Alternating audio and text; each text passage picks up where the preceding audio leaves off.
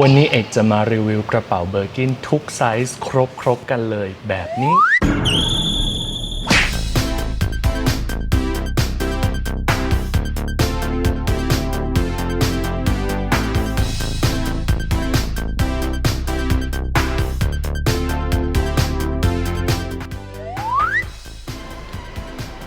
สวัสดีครับสวัสดีเพื่อนๆทุกคนนะฮะแล้วก็ขอต้อนรับเข้าสู่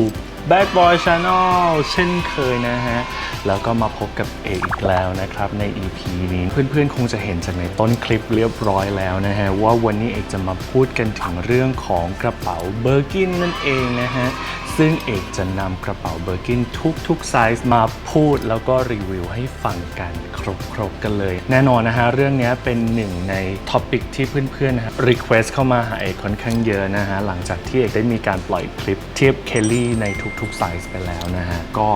มาถึงคราวของเบอร์กินเจ้ากระเป๋าไอคอนิกแบ็กจาก Hermes อีกใบหนึ่งนะฮะที่เรียกว่ามีความโด่งดังไม่แพ้กันเลยดีเทลจะเป็นอย่างไรติดตามดูกันนะฮะแต่ก่อนจะเข้าไปสู่เนื้อหานะครับถ้าเพื่อนๆคนไหนที่ยังไม่ได้กด subscribe ให้กับ Channel ของเอกอย่าลืมนะฮะดูแล้วช่วยกด subscribe เพื่อเป็นกำลังใจให้เอกด้วยนะฮะโดยการกด subscribe ตรงนี้เลยครับผมแล้วก็เจ้ากระดิ่งเล็กๆข้างๆกันด้วยนะฮะเพื่อให้ YouTube เตือนสำหรับคลิปใหม่ๆเพื่อนๆจะได้ไม่พลาดกันเลยครับผม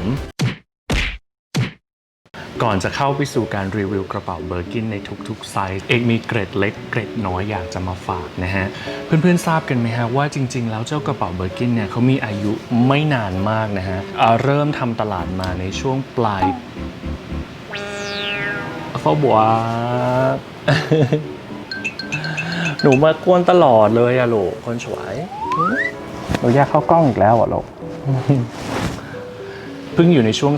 30-40 ปีที่ผ่านมานี่เองนะฮะเพื่อนๆอาจจะเคยได้ยินเกี่ยวกับเรื่องของเรื่องเล่านะฮะว่ากระเป๋าเบอร์กินถูกออกแบบมาได้ยังไงนะฮะซึ่งแน่นอนหลายๆคนก็พูดกันว่าเจนเบอร์กินนะครับซึ่งเขาเป็นนักแสดงชาวอังกฤษกำลังนั่งเครื่องบินนะฮะไปที่ฝรั่งเศสแล้วก็ดันไปนั่งอยู่ข้างๆดีเรคเตอร์ของทาง Hermes นะฮะแล้วก็ทำข้าวของหกใส่เขาเจนก็เลยบ่นว่าเอ๊ะทำไมไม่มีกระเป๋าอะไรที่มันแบบ practical สำหรับใส่ของเยอะๆหยิบของง่ายๆบ้างนะฮะไฟล์นั่นเองก็เป็นไฟล์ที่ทำให้ชองลุยดูมานะฮะผู้ที่เป็นดีเรคเตอร์ตอนนั้นนะครับก็เลยวาดสเกจกันกับเจนเบอร์กินนะฮะถึงกระเป๋าที่เหมาะสมที่สุดอยู่ลงบนกระดาษซิกแบ็กนะฮะหรือว่าเจ้าถุงอ้วกสำหรับเวลาเราเมาเครื่องนั่นเองนะฮะและในเวลาไม่กี่อึดใจต่อมานะฮะกระเป๋าเบอร์กินใบแรกก็เกิดขึ้นบนโลกใบนี้นั่นเองครับแต่เพื่อนๆทราบไหมฮะว่าจริงๆแล้วอินสปิเรชันที่แท้จริงมันถูกดึงมาจากกระเป๋าใบหนึ่งของ Hermes นะฮะซึ่งเกิดขึ้นมานานร่วมศตวรรษแล้วนะฮะซึ่งกระเป๋าใบนั้นมีชื่อว่าโอโคคัวนั่นเองนะครับซึ่งโอโคคัวนะฮะชื่อนี้แปลตรงตัวเลยนะครับคำว่าโอเนี่ยแปลว่า high แปลว่าสูงนั่นเองนะฮะส่วนคำว่าคูคัวนะครับแปลว่า strap หรือว่าสายคาดนั่นเองแน่นอนโอคูคัวนั้นก็คือกระเป๋าที่มีทรงสูงแล้วก็มีสายคาดอยู่ด้านหน้านั่นเองนึกภาพออกไหมฮะถ้านึกไม่ออกเองมีกระเป๋าเจ้าโอคูคัวอยู่ตรงนี้แล้วนั่นคือใบนี้เองครับผมใบนี้นะฮะอย่างที่ชื่อบอกเลยนะฮะกระเป๋าใบนี้มีทรงที่สูงกว่าปกตินะฮะสูงกว่ากระเป๋าเบอร์กินทั่วไปนะครับผมแล้วก็ด้านหน้าเขาก็จะมีสแตรปเป็นสายคาดเพื่อล็อกปิดกระเป๋านั่นเองนะฮะแล้วก็จะมีแฮนเดิลที่ค่อนข้างสั้นกว่ากระเป๋าเบอร์กินนะฮะเจ้ากระเป๋าโอโคคัวใบนี้นั่นเองนะฮะเป็นเหมือนบรรพบุรุษของกระเป๋าเบอร์กินทุกใบในสมัยนี้นั่นเองโดยที่บางซอสนะฮะเล่าว่ากระเป๋าใบนี้ถูกออกแบบแล้วก็ผลิตจำหน่ายออกมาตั้งแต่ในช่วงปี1892แล้วนะฮะบางซอสก็บอกว่าในช่วงต้นศตวรรษที่20นะฮะก็คือช่วงประมาณปี1900นั่นเองนะฮะแล้วในช่วงปีนั้นนะฮะหลายแบรนด์ในฝรั่งเศสที่ทำเกี่ยวกับเรื่องของกระเป๋าเดินทางอย่างเช่น Louis Vuitton ก็ทำกระเป๋าคล้ายๆกันที่เรียกว่า steamer แบบนี้นั่นเองนะฮะออกมาก็ถือว่าเป็นกระเป๋าที่ได้รับความนิยมในการ travel ในการเดินทางนั่นเองนะฮะโดยจุดประสงค์หลักของเจ้าโอโคคัวใบนี้นะฮะที่เขามีทรงสูงแบบนี้เพราะเขาถูกออกแบบมาเพื่อให้ใส่รองเท้าบูทสำหรับขี่ม้าแล้วเพื่อนๆทราบไหมครับว่าโอโคคัวใบนี้เขามีขนาดตั้งแต่ไซส์40 45 50 55 เซน60แล้วก็ใหญ่ไปถึงขนาด70เซนติเมตรเลยนะซึ่งใหญ่มากเลยนะฮะ70เซนติเมตรเนี่ยต้องบอกว่าทำไมต้องใหญ่ขนาดนั้นเพราะว่าจุดประสงค์ดั้งเดิมของโอคุคัวเนี่ยเขาเอาไว้ใส่อานม้านั่นเองนะฮะเวลาเราเดินทางเราจะพกอานม้าไปด้วยเนี่ยก็จะใส่เก็บไว้ในกระเป๋าโอคุคัวนั่นเองนะฮะกระเป๋าโอคุคัวนะฮะมีอีกชื่อหนึ่งนะฮะเป็นชื่อเล่นที่แฟน Hermes เขาเรียกกันว่า Hack ซึ่งมาจากชื่อย่อ HAC โอคุคัวนั่นเองเพื่อไม่เป็นการเสียเวลานะฮะเราไปเริ่มกันที่ไซส์แรกหรือว่าไซส์เล็กที่สุดของกระเป๋าเบอร์กินก็คือกระเป๋าเบอร์กิน25ใบนี้นั่นเองครับผมกระเป๋าเบอร์กินไซส์25ใบนี้นะฮะเขาจะมีดิเมนชันนะฮะก็คือฐานตรงนี้นะฮะกว้าง25เซนติเมตรนะฮะความสูงนะฮะอยู่ที่20เซนติเมตรแล้วก็ความกว้างของฐานกระเป๋าเนี่ยอยู่ที่ประมาณ13เซนติเมตรครับผมเรามาดู Anatomy หรือว่ากายวิภาคของกระเป๋าเบอร์กินกันดีกว่านะฮะว่ากระเป๋าเบอร์กินมีลักษณะเด่นๆอย่างไรบ้างนะฮะแน่นอนนะฮะกระเป๋าเบอร์กินเนี่ยนะเขาเป็นกระเป๋าทรงโทสก็จะมีหูนะครับ2หูอยู่แบบนี้นะฮะแล้วก็จะเป็นกระเป๋า Open Top หรือว่าเปิดด้านบนแต่ก็มีแฟลปสำหรับปิดได้นะครับผม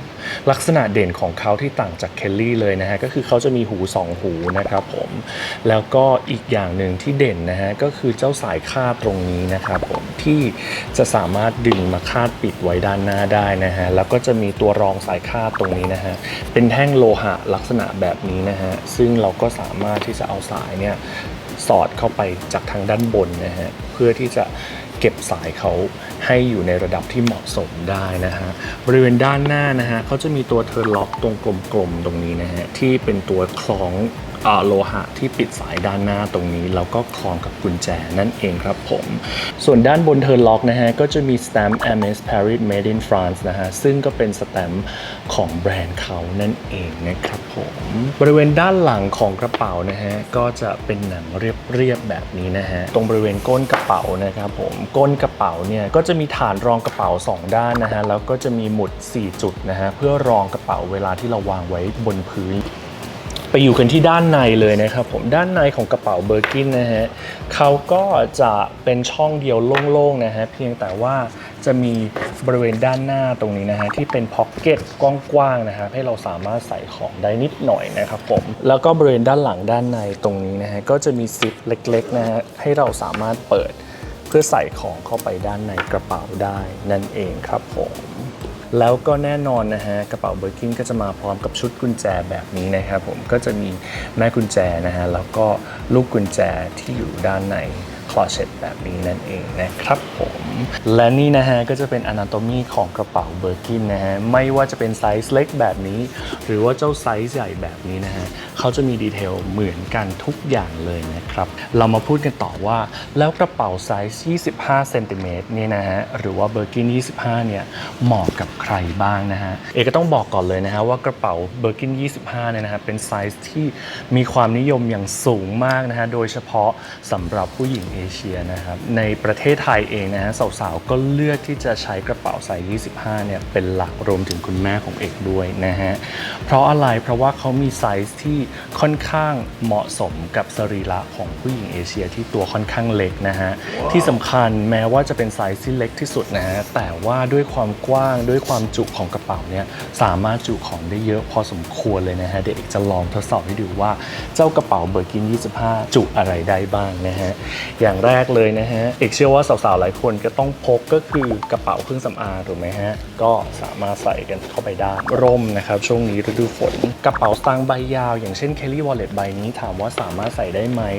ใส่ได้นะครับมือถือแล้วก็ power bank นะครับผมก็สามารถที่จะใส่เข้าไปได้นะถ้าใครพกการ์ดเคสแบบนี้นะฮะก็ยังสามารถที่จะใส่การ์ดเคสเข้าไปในกระเป๋าสามารถใส่ได้พอดีเลยนะครับผมแล้วก็ไม่ได้เยอะเกินไปด้วยนะฮะก็ทำให้แม้จะเป็นกระเป๋าที่ไซส์เล็กสุดนะฮะก็ถือว่ามีความ practical สามารถใช้เป็น everyday bagใช้ทำงานได้นะฮะหรือแม้กระทั่งเป็น evening bag สำหรับไปงานกลางคืนก็ยังสามารถใช้ได้เลยนะฮะแต่แน่นอนนะฮะเพราะว่าเป็นไซส์ที่ได้รับความนิยมสูงสุดเลยไซส์นี้ก็จะเป็นไซส์ที่ได้ยากมากที่สุดจากในช็อปนะฮะ แล้วก็เพื่อนๆอาจจะต้องทำยอดค่อนข้างสูงกว่าไซส์อื่นๆนะครับผมสำหรับราคาในช็อปไทยนะฮะไซส์25ในหนังโทโกเนี่ยจะอยู่ที่ประมาณ 350,000 บาทครับผมมาต่อกันที่ไซส์ที่2เลยนะฮะก็คือเจ้ากระเป๋าเบอร์กินไซส์30ใบนี้นั่นเองครับผมแต่ถ้าเพื่อนๆลองดูดีๆนะฮะกระเป๋าเบอร์กิน30ใบนี้นะฮะเขาจะดูแปลกกว่าปกตินะฮะนั่นก็เป็นเพราะว่ากระเป๋าใบนี้เป็น limited edition เรียกกันว่าเบอร์กินกิลลิสนั่นเองนะฮะโดยที่กระเป๋าเบอร์กินกิลลิสนะฮะเขาจะได้อินสไปร์มาจากรองเท้ากิลลิสบรูคส์ที่เป็นรองเท้าของทางสกอตแลนด์นะฮะตัวรองเท้านะฮะเขาก็จะมีการประดับตกแต่งหนังเนี่ยด้วยการฉลุลายต่างๆนะฮะซึ่งลายหนังที่ประดับรองเท้านะฮะก็จะมาอยู่บนกระเป๋ากิลลิสแบบนี้นะฮะรอบๆกระเป๋าเลยนะครับผมรวมไปถึงผู้ห้อยของคลอเซ็ตนะฮะก็จะเป็นดีเทลที่ค่อนข้างแปลกแล้วก็เป็น edition ที่เพิ่งเริ่มผลิตในปี 2011 นะฮะช่วงนี้ก็อาจจะมีให้เห็นบ้างประปรายนะครับก็ถือเป็น collector item หรือว่าของสะสมชิ้นหนึ่งนะครับสำหรับ dimension ของกระเป๋าเบอร์กิน30นะฮะฐานเขานะครับก็จะกว้างอยู่ที่30เซนนะครับความสูงนะฮะจะอยู่ที่22เซนนะฮะแล้วก็ความลึกของฐานกระเป๋าตรงนี้นะฮะจะอยู่ที่16เซนนั่นเองครับผมถามว่ากระเป๋าไซส์30นะฮะเหมาะกับใครเอกก็ต้องบอกว่าเบอร์กิน30ก็เป็นอีกไซส์หนึ่งที่เป็นไซส์ยอดนิยมไม่แพ้เจ้าไซส์25ใบนี้นะฮะแน่นอนว่าเหมาะสำหรับสุภาพสตรีเช่นเดียวกันนะฮะโดยเฉพาะทางยุโรปที่อาจจะมีโครงสร้างที่ใหญ่กว่าทางเอเชียนะฮะเขาก็จะนิยมถือไซส์30กันเป็นพิเศษแล้วไซส์30เนี้ยเอกมองว่าเป็นไซส์ที่สามารถใส่ของได้เยอะกว่าไซส์25พอสมควรนะฮะเพราะฉะนั้นถ้าจะเอาไปใช้ทำงานเอาไปใช้งานจริงเนี่ยกระเป๋าใบนี้ก็จะค่อนข้าง practical มากๆเลยครับผมโดยที่หนังของใบนี้นะฮะเขาจะเป็น combination นะครับระหว่างหนัง2ชนิดก็คือหนังเคลมองส์ครับซึ่งเขาจะเป็นหนังเกรนแบบนี้นะครับแล้วก็หนัง Evercolor ซึ่งจะเป็นหนังที่ค่อนข้างเรียบเป็นการ combine 2หนังเข้าด้วยกันนะครับผมอันนี้จะเป็นการเปรียบเทียบกระเป๋าไซส์25แล้วก็30นะฮะจะสังเกตได้ว่าความสูงของกระเป๋าไซส์25กับ30จะต่างกันพอสมควรเลยนะฮะก็คือ25เนี่ยเขาจะเล็กกว่ากันถ้าลองถืออยู่ใกล้ๆกันเนี่ยจะเห็นว่าต่างกันพอสมควรนะฮะในขณะที่30กับ35เนี่ยจะต่างกันไม่มากนะครับแต่ว่า25กับ30เนี่ยดิเมนชันเขาต่างกันเลยครับผม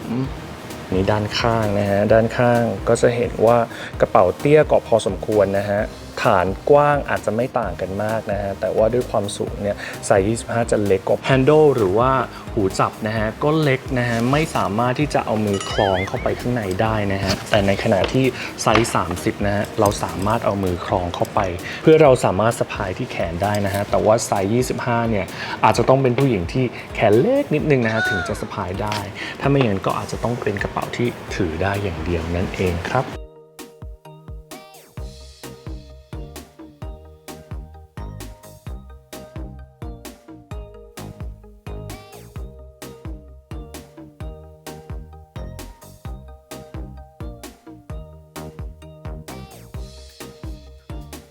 เราไปดูไซส์ที่3ต่อไปกันเลยนะฮะไซส์ที่3ก็คือไซส์เบอร์กิน35นั่นเองครับผมก็คือใบนี้นั่นเอง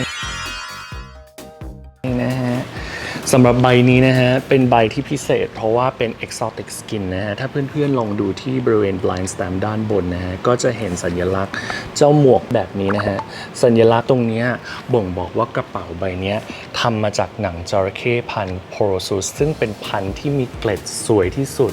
และก็มีราคาแพงที่สุดในบรรดาจระเข้ทั้งหมดของ Hermes ด้วยครับผม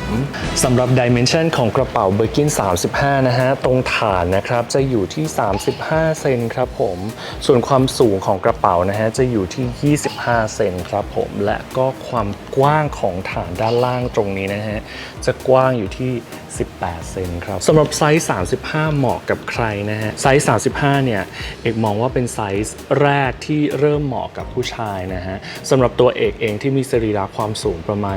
174นะฮะหนักประมาณ71เนี่ยเอกมองว่าเจ้าไซส์35เนี่ยถือเป็นไซส์ที่ไม่เล็กเกินไปไม่ใหญ่เกินไปนะฮะพอดีกับสรีระของเอกเลยครับผมแต่ถ้าถามว่าผู้หญิงใช้ได้ไหมเอกมองว่าใช้ได้นะฮะสำหรับผู้หญิงที่อาจจะเน้นพกของเยอะนะฮะหรือว่า ใช้ใส่ของเยอะในชีวิตประจำวันเนี่ยไซส์35ก็เป็นไซส์ที่สามารถจุของได้เยอะพอสมควรเลยนะฮะพวกคนยุโรปเนี่ยเขาจะชอบใช้ไซส์ใหญ่ๆแบบนี้กันครับผมแน่นอนข้อดีอย่างหนึ่งของกระเป๋าไซส์35ก็คือมันไม่ได้เป็นไซส์ยอดนิยมมากในเอเชียบ้านเรานะฮะเพราะฉะนั้นถ้าเพื่อนๆไปตามหากันที่ช็อปเนี่ยมันก็จะมีโอกาสได้ง่ายกว่าไซส์เล็กๆแบบ25แล้วก็30นั่นเองครับผมจะเทียบให้ดูนะฮะความสูงของกระเป๋าเนี่ยนะครับแทบจะเท่ากันเลยนะครับผมเรียกได้ว่ามิติของเขาเนี่ยไม่ได้ใหญ่กว่ากันมากนะครับนี่นะครับไซส์35ก็จะกว้างออกมาพอสมควรนะครับผมซึ่งก็ทำให้จุของได้มากกว่านั่นเองครับผมนี่นะฮะเป็นการเทียบไซส์ by ไซส์ให้ดูนะครับ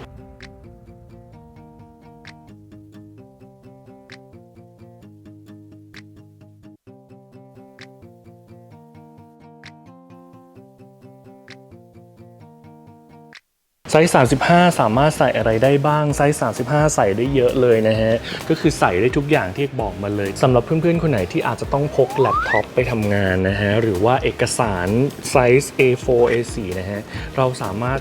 นำเขาใส่เข้าไปในกระเป๋าไซส์35ได้สบายเลยนะฮะนี่ก็เป็นเหตุผลที่มองว่าเป็นกระเป๋าที่ค่อนข้างเหมาะ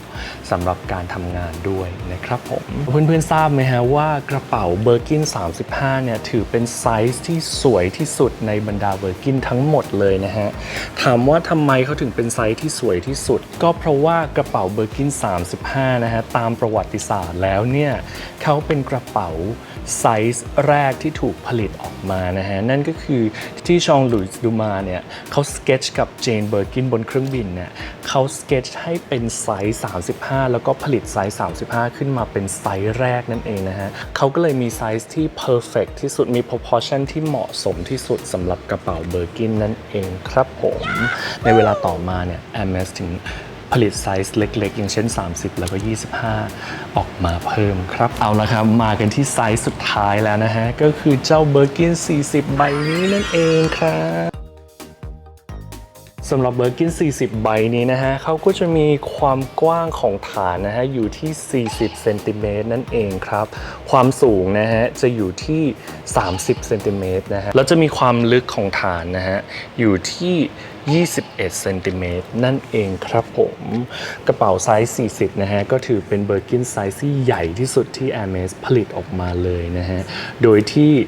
ด้วยขนาดที่ใหญ่ขนาดนี้นะฮะก็จะมีราคาที่ค่อนข้างสูงนะฮะโดยที่ราคาในช็อปไทยเนี่ยจะอยู่ประมาณ 490,000 บาทเลยครับผมกระเป๋า40เนี่ยเหมาะกับใครบ้างเอกก็ต้องบอกว่ากระเป๋า Birkin 40เนี่ยนะฮะเป็นกระเป๋าที่ผู้ชายนิยมกันมากที่สุดนะฮะรวมถึงสามารถเอาไว้ใช้เป็นกระเป๋าเดินทางย่อมๆได้เลยนะฮะแต่ด้วยความที่ดีมานด์ของกระเป๋าไซส์ใหญ่ขนาดนี้นะฮะมีแค่กลุ่มผู้ชายหรือว่าผู้หญิงที่ต้องการกระเป๋าใหญ่ๆเอาไว้เดินทางเท่านั้นเนี่ยก็ต้องบอกว่าดีมานด์ไม่สูงมาก Hermes เขาก็ไม่ได้ผลิตกระเป๋าไซส์นี้ออกมาเยอะนะฮะเพราะฉะนั้นโอกาสที่เราจะเข้าไปเจอกระเป๋าไซส์40ในช็อปเนี่ยก็จะมีน้อยมากนะฮะคือเรียกได้ว่า Hermes แต่ละสาขาเนี่ยเขาก็จะสั่งของเข้ามาค่อนข้างน้อยนะฮะก็ถือเป็นข้อเสียของแฟนๆกระเป๋าไซส์40นะฮะเพราะว่าจะมีสีมีหนังให้เลือกเนี่ยไม่เยอะเท่ากระเป๋าที่ขายดีอย่างเช่นไซส์25แล้วก็30นั่นเองครับผมแต่ข้อดีก็คือว่าถ้าเขามีของในสต็อกเนี่ยแนวโน้มที่เขาจะปล่อยกระเป๋าไซส์40เนี่ยค่อนข้างสูงนะฮะถือว่าปล่อยง่ายแล้วอาจจะไม่ต้องทำยอดเยอะนะครับผมเพราะว่ามันก็ไม่ค่อยมีคนซื้ออยู่ดีนะฮะไซส์40นะฮะแน่นอนใส่ได้ทุกอย่างเลยครับผมใส่แล็ปท็อปอะไรพวกนี้นะฮะได้สบายเอกสารหนังสือ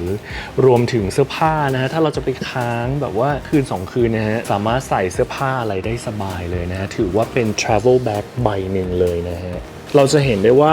ความสูงของ40กับ35นะฮะเขาจะโดดขึ้นมาพอสมควรเหมือนกันนะครับผมความสูงตรงนี้นะครับ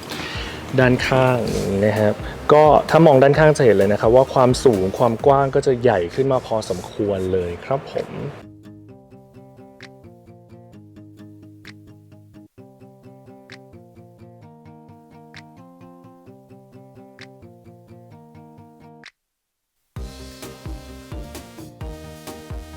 จริงๆสำหรับตัวเอกเองนะฮะเอกก็มีกระเป๋าไซส์40เนี่ยเยอะที่สุดเลยนะฮะเยอะกว่าไซส์35อีกนะครับผมแต่ถ้าย้อนเวลากลับไปได้เนี่ยเอกก็คิดว่าเอกน่าจะสะสมไปทางไซส์35มากกว่านะฮะเอกว่ามันมีน้ำหนักที่กำลังพอดีนะครับแต่สำหรับข้อเสียอย่างหนึ่งของกระเป๋าไซส์40แบบนี้นะฮะก็ด้วยความที่กระเป๋าเขามีขนาดใหญ่การใช้ปริมาณหนังในการทำกระเป๋าเนี่ยทั้งด้านนอกด้านในเป็นหนังทั้งหมดนะฮะก็ใช้ปริมาณหนังค่อนข้างเยอะทำให้เขามีน้ำหนักที่หนักมากนะฮะถ้าเพื่อนๆเนี่ยต้อง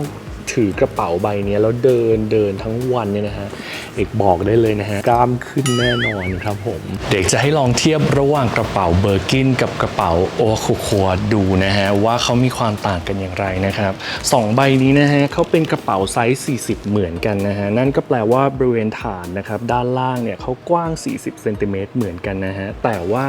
เจ้ากระเป๋าโอคุคัวนั้นนะเขามีความสูงกว่ากระเป๋าเบอร์กินพอสมควรเมื่อวางเทียบกันนะฮะโอคุคัวในด้านข้างสูงขึ้นมามากพอสมควรเลยนะฮะแล้วก็ตัวแฮนด์ลด้านบนเนี่ยนะฮะเขาจะค่อนข้างเตี้ยนะฮะเมื่อเทียบกับเบอร์กินที่เขาจะมีแฮนด์ลที่สูงกว่านั่นเองครับผมกระเป๋าโอคุคัวกับเบอร์กินนะฮะแม้ว่าหน้าตาจะคล้ายกันพอสมควรนะฮะเขายังมีอีก4จุดหลักนะฮะที่สามารถทำให้เราแยกกระเป๋าโอคุคัวหรือว่าแฮกเนี่ยออกจากกระเป๋าเบอร์กินได้นะฮะจุดแรกเลยนะฮะก็คือเจ้าเทิร์นล็อกนั่นเองนะครับถ้าเพื่อนๆดูเทิร์นล็อกดีๆนะฮะเขาจะเป็นกระเป๋าที่เทิร์นล็อกตรงนี้นะฮะเป็นรูปทรงสี่เหลี่ยมนะฮะในขณะที่เจ้ากระเป๋าเบอร์กินเนี่ยเทิร์นล็อกเขาจะเป็นทรงกลมนั่นเองครับผม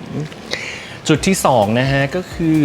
กระเป๋าโอคุคัวนะฮะเขาจะมีเส้น stitching นะฮะตรงบริเวณด้านบนของกระเป๋าเนี่ยนะฮะเป็นเส้นยาวข้ามผ่านหน้ากระเป๋านะฮะไปถึงด้านข้างเลยนะครับผมรวมถึงมาถึงด้านหลังเส้น stitching ตรงเนี้ยยาวรอบกระเป๋าเลยนะฮะในขณะที่เจ้ากระเป๋าเบอร์กินเนี่ยเขาจะไม่มีเส้นที่ว่านี้นะครับผมจุดที่3ที่ต่างกันนะฮะก็คือกระเป๋าโอคุคัวนะฮะบริเวณตัวที่รัดสายตรงนี้นะฮะเขาจะเป็นโลหะที่มีฐานสี่เหลี่ยมใหญ่พอสมควรนะฮะเมื่อเทียบกับเบอร์กินนะฮะบริเวณที่รัดเนี่ยเขาจะเป็นแค่แท่งโลหะเล็กๆแบบนี้นะฮะและจุดสุดท้ายที่ต่างกันนะฮะก็คือบริเวณภายในนะฮะเจ้าเบอร์กินเนี่ยเขาจะมีซิปอยู่ด้านหลังแล้วก็มีพ็อกเก็ตด้านหน้าใช่ไหมฮะแต่ว่ากระเป๋าคัวใบนี้ด้านในโล่งไม่มีซิปไม่มีพ็อกเก็ตอะไรเลยฮะเพราะว่าจุดประสงค์หลักของเขาก็คือเอาไว้ใส่พวกรองเท้าอ่านมานั่นเองนะฮะเขาไม่จำเป็นต้องมีช่องเล็กช่องน้อยไปใส่ของอย่างอื่นนั่นเองครับผม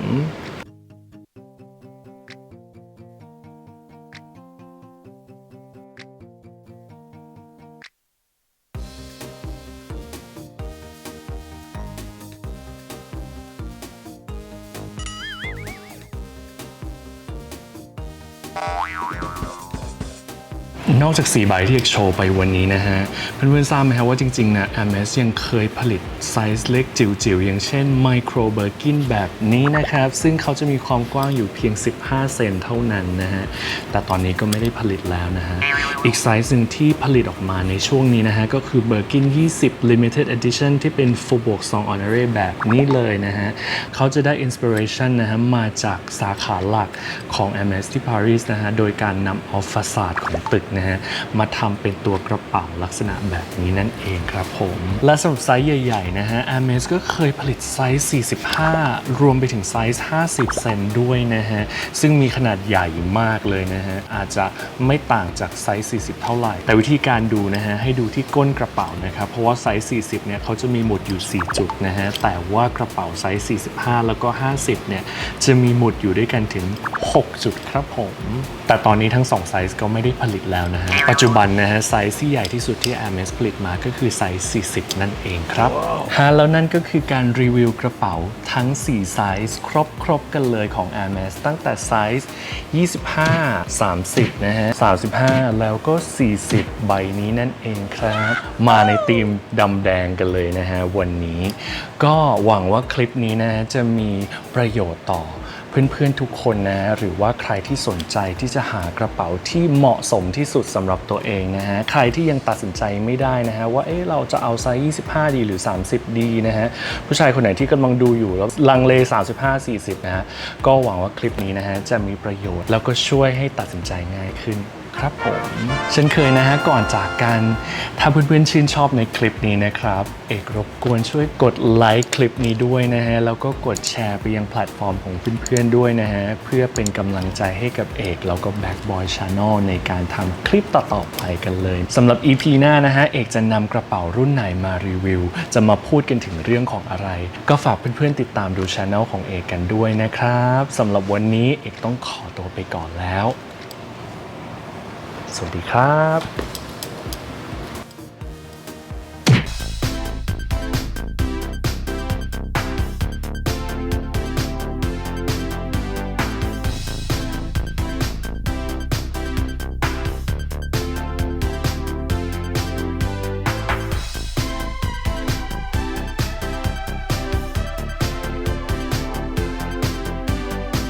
สวัสดีครับวันนี้เอกจะมารีวิวกระเป๋าเบอร์กินทุกไซส์ครบกันเลยแบร